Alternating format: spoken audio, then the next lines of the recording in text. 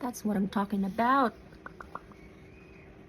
So you guys, diba alam niyo naman na ang favorite ko na lip bullet ngayon is from Absidy.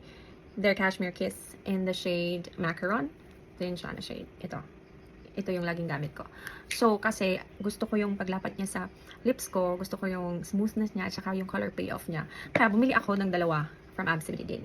Cashmere Kiss. Itong dalawa is the shade Pink Skies and Paris. Yan. So, let's start swatching yung Paris. I don't have anything on my lips. Super smooth niya talaga i-glide sa lips, guys.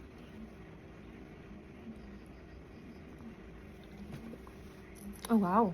Ang ganda ng kulay ng Paris. Yan, guys. Okay, swatch natin yung Pink Skies. Ito yung sinasabi nilang parehas daw nung Charlotte Tilbury. Okay. So, let's try it on the lips. Ah, I see.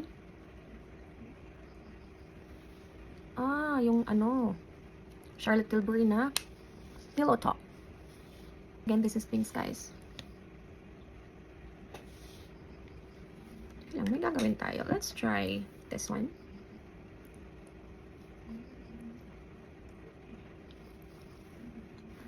Oh, that's what I'm talking about. Wow, ang ganda. Pink Skies and Paris.